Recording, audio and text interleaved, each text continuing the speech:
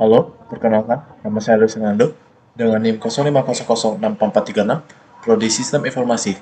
Pada kesempatan kali ini saya akan membuat tugas 2 video praktikum mata kuliah pemrograman berbasis web. Jadi langsung saja kita baca soalnya. Jadi pada soal kedua kali ini, mahasiswa diminta untuk membuat aplikasi website berbasis Vue.js sebagai framework yang digunakan sepanjang pengerjaan tugas praktik 2 ini. Jadi sehingga data-data yang dibutuhkan tidak dibaca melalui database lagi, tetapi melalui JS file sebagai dummy data yang akan dilampirkan bersama dengan tugas praktik ini. Jadi untuk JS filenya sudah dilampirkan di soal tugas 2 yang tadi ya, yang ini, data bahan ajar JS dan sudah saya download juga. Lanjut kita baca ke soal berikutnya. Di soal nomor pertama, halaman stok bahan ajar. Jadi di sini kita diminta bebas menggunakan table atau list atau bentuk lain yang menampilkan list data dalam jumlah banyak dan memiliki data-data field. Jadi diminta untuk menampilkan daftar stok bahan ajar terdiri dari kolom data field sebagai berikut ya. Jadi di sini kita diminta untuk membuat kode mata kuliah atau nama mata kuliah.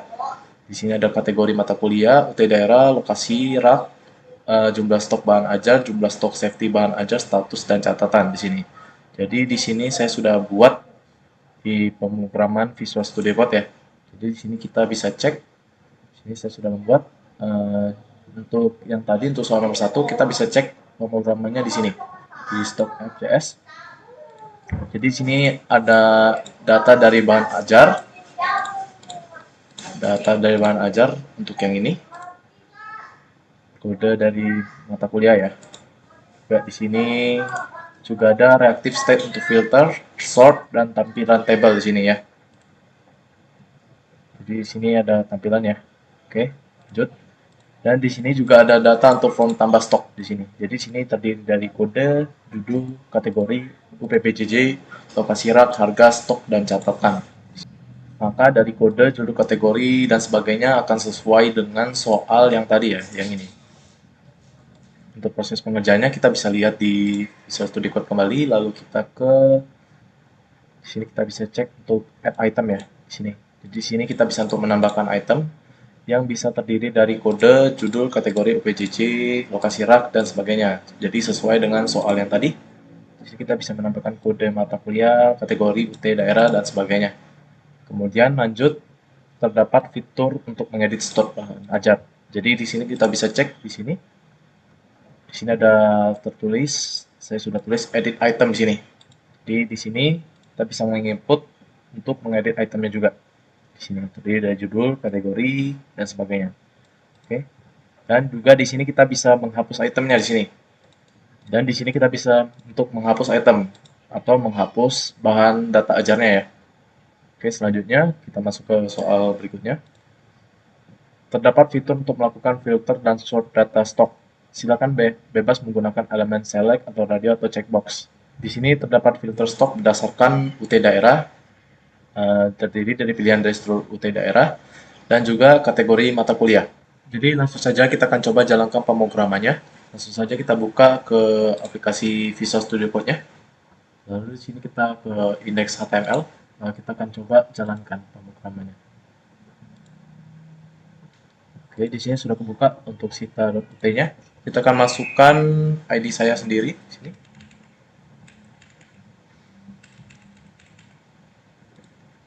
Lalu kita masukkan passwordnya.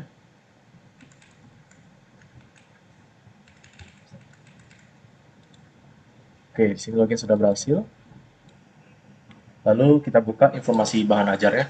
Oke, di sini akan muncul untuk bahan-bahan ajarnya ya. Untuk pemrogramannya bisa kita cek di sini di data bahan ajar. Oke, maka di sini akan muncul untuk nama-namanya ya. Di sini ada judul dan sebagainya dari data bahan ajarnya. Selanjutnya, di sini kita bisa lihat untuk data bahan ajarnya, stok bahan ajarnya kita bisa lihat di sini ada namanya dari pengantar manajemen. Di sini juga ada kategorinya, ada UPBJJ-nya, lokasi rak, harga, jumlah, dan statusnya di sini ya. Statusnya aman. Dan juga sini ada catatan. Kita baca soal kembali. Terdapat filter yang hanya menampilkan jumlah stok atau quantity dari jumlah safety stok atau safety dari jumlah stok 0.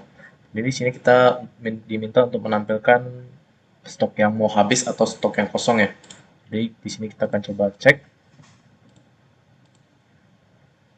Di sini. Di sini ada fitur namanya tampilkan stok menipis atau kosong. Di sini kita coba cek. Oke, jadi di sini beberapa stok yang menipis, ada pengantar akuntansi dan dasar-dasar sosiologi ya di sini. Selanjutnya, terdapat fitur sort yang mengurutkan berdasarkan judul, stok, dan harga. Kita bisa lihat, di sini kita bisa lihat diurutkan berdasarkan judul, jumlah, dan harganya ya. Jadi kita coba dulu dari judul. Di judul sini kita bisa lihat biologi umum, dasar-dasar sosiologi, dan pengantar akuntansi. Jadi di sini dimulai dari huruf ajar B dulu hingga ke huruf ajar yang B ya. Jadi kemudian kita coba lihat di jumlahnya. Di jumlah di sini kita bisa lihat jumlah yang paling sedikit dan jumlah yang paling banyak. Di sini yang sedikit kan jumlah ada 2 ya, dasar-dasar sosiologi dan juga 28. Stok paling banyak ya, pengantar manajemen. Dan juga harganya. Jadi di sini harganya juga dari urutan yang termurah hingga yang termahal ya, dari buku stok bahan ajarnya ya. Kemudian selanjutnya fitur filter dapat diset ulang atau reset. Jadi kita bisa mereset bahan data ajarnya ya dengan cara kita klik dari sini. Ini yang tanda putar-putar ini ya. Tuh, jadi maka terreset semua. Jadi untuk pemrogramannya kita bisa cek di sini. Di stop app ini yang ini ya. Ini reset filter. Jadi di sini sudah ada pemrogramannya. Jadi kita bisa mereset data bahan ajarnya. Dan juga di sini ada filter UPBJJ terlebih dahulu untuk menampilkan kategori. Di sini kita bisa memfilter untuk fitur yang ini ya. Di filter pilih UPBJJ. Selanjutnya, implementasi dependent option seperti misalnya ketika memilih filter stok berdasarkan UTM daerah baru akan memunculkan filter untuk kategori mata kuliah. Jadi di sini kita bisa cek di sini. Jadi kita pilih dulu UPBJJ-nya, misalnya Jakarta. Jadi di sini kita bisa melihat di sini ada kategori mata kuliah wajib, di sini juga ada Makassar, di sini mata kuliah pilihan, di Padang, semua kategori. Oke, jadi kita pilih dulu di sini untuk UPBJJ-nya, lalu kita bisa memilih kategorinya ya, di sini. Oke, lanjut. Menampilkan status dari stok bahan ajar. Yang pertama, memberikan status aman dengan menggunakan simbol yang memberikan tanda yang memberikan kesan aman ataupun teks berwarna hijau apabila stok sama dengan safety stock ya. Kemudian memberikan status menipis dengan menggunakan simbol yang memberikan kesan adanya warning dan juga memberikan status kosong dengan menggunakan simbol yang memberikan kesan adanya bahaya atau teks warna merah di sini. Untuk pemrograman yang ini menampilkan status dari stok bahan ajar ini bisa kita cek di sini ya, di status teks, di mana jika itemnya 0 maka teksnya akan kosong di sini, dan juga jika itemnya berada di bawah minimal item safety-nya ya, yang ini, maka di sini akan memunculkan fitur menipis di sini dengan batas safety-nya 10 ya. Selanjutnya, terdapat fitur untuk menambahkan data bahan ajar baru melalui formulir kecil dan melakukan validasi sederhana untuk setiap data field. Jadi untuk ini pemrogramannya bisa kita cek di sini.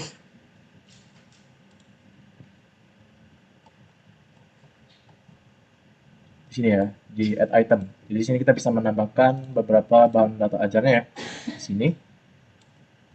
Dan juga di sini kita akan memunculkan kode judul, kategori, dan sebagainya.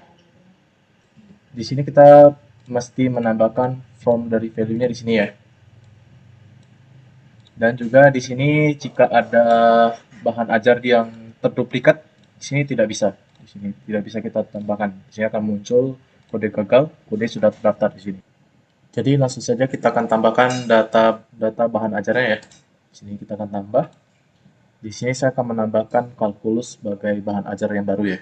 Langsung saja kita masukkan.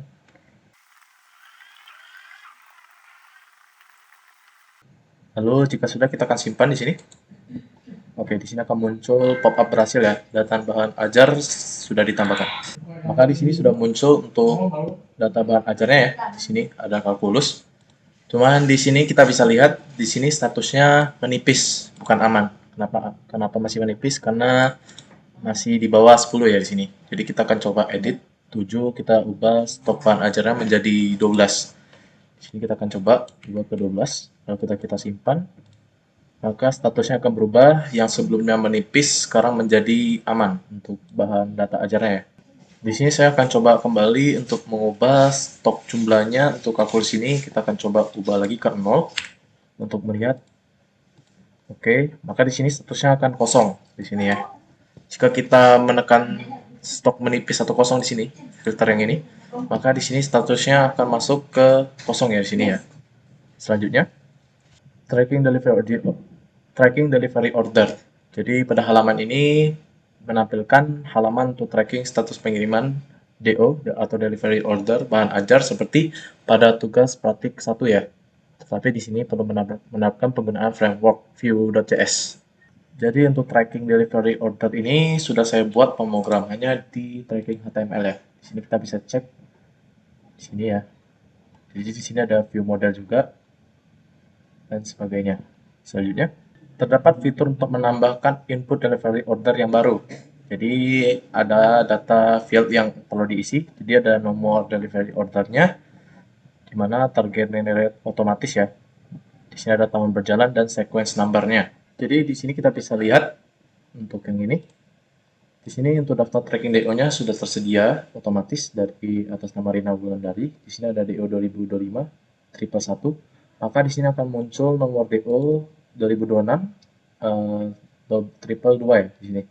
Dan jika kita menambahkan DO barunya, maka di sini nomor trackingnya akan berubah menjadi triple 3 di sini. Sebelumnya triple 2 menjadi triple 3. Di sini sesuai dengan yang ini ya. Yang ini di auto generate nomor DO berikutnya. Jadi jika kita menambahkan nomor DO berikutnya, di sini akan bertambah 1 di sini untuk nomornya. Maka di sini akan muncul NIM diisi secara manual oleh pengguna, nama diisi secara manual oleh pengguna, dan juga ekspedisi atau JNE atau regular dan express dipilih oleh pengguna berdasarkan data pada UPPJJ listnya. Jadi untuk pemrogramannya bisa kita cek di sini.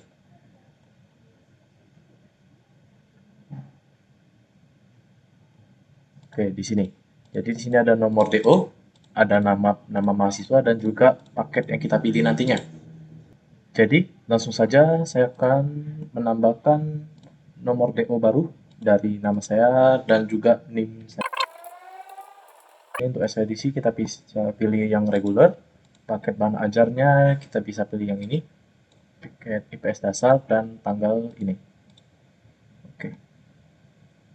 Oh ya, untuk paket UT yang ini ada paket IPS dasar dan IPA dasar, bisa kita cek di sini ya. Bisa kita cek di sini. Jadi di sini ada kode paket UT 001 atas nama paket IPS dasar dengan harga Rp12.000 dan juga paket UT yang kedua untuk nama paket IPA dasar dengan harga Rp14.000. Baik, langsung saja.